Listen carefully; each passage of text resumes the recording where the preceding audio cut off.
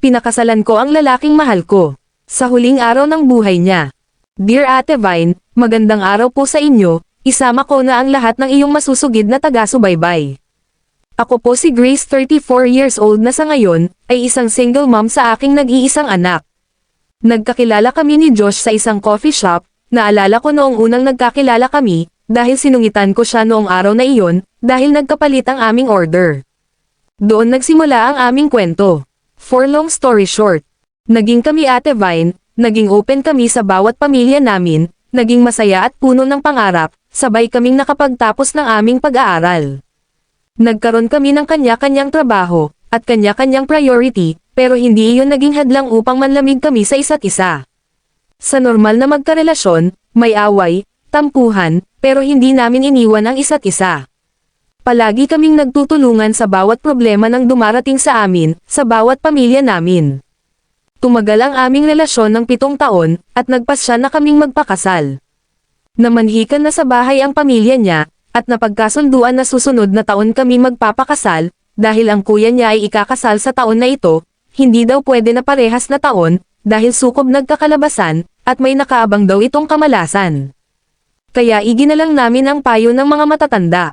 Habang lumilipas ang panahon, napapansin ko ay nangangayayat si BF ko, at palaging may ubo, yung sipon niya parang hindi gumagaling, sinabi ko na magpa-check up at sasamahan ko. Okay naman ang check up niya, binigyan lang siya ng gamot sa ubo at sipon kaya akala namin ay normal lang iyon.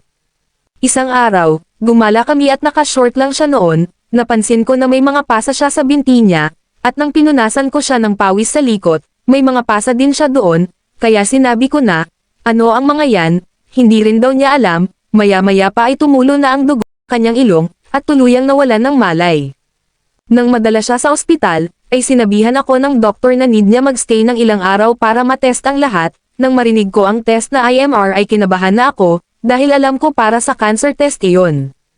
Agad kong tinawagan ang kanyang mga magulang para mabisita siya. Ilang araw pa lumabas na ang result, at meron siyang leukemia, iyak ng iyak ang mga magulang niya, ako normal lang, nilalakasan ko ang loob ko at sinabihan ko si BF na kaya namin lampasan iyon, nagpagamot siya at nagpakimo, halos 6 na buwan siya nagstay ng ospital, at naka-recover. Naka-attend pa kami sa kasal ng kuya niya, at maraming nagsasabi na kami na ang susunod na ikakasal.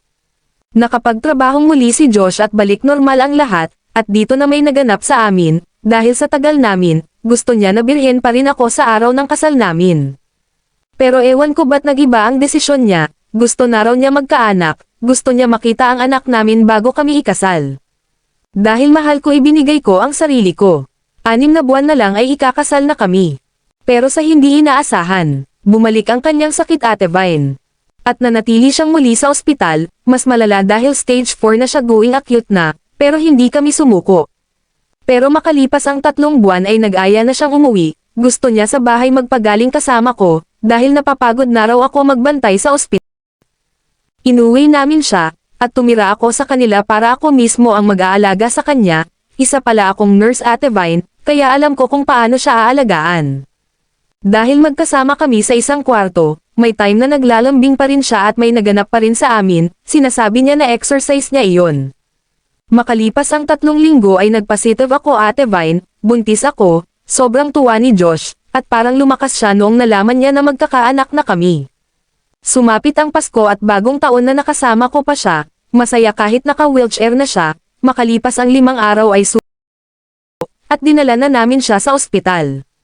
Fast forward, dumating na yung araw ng aming kasal, at nasa ospital pa rin siya, dahil mahal ko siya, ay ikinasal kami sa araw na itinakda, ito ang araw na hindi ko makakalimutan, dahil sa araw ng aming kasal sa ospital, pagkatapos ng seremonya ng pari, maya-maya pa ay bumitaw na siya. At ngayon ang aming anak ay 3 taong gulang na, at isang malusog na babae si Angel, hindi naman lang niya nasilayan. Nawala man ang lalaking pinakamamahal ko, iniwanan naman niya ako ng isang anak na mag-uugnay pa rin sa aming dalawa, ang natutunan ko sa aking karanasan. Ang buhay ng isang tao ay hindi natin alam kung hanggang kailan ito, kaya ipakita at ipadama natin sa mga mahal natin sa buhay, na mahal at mahalaga sila, naging malungkot man ang buhay pag-ibig ko, naging masaya naman ako ngayon kasama ang anak ko.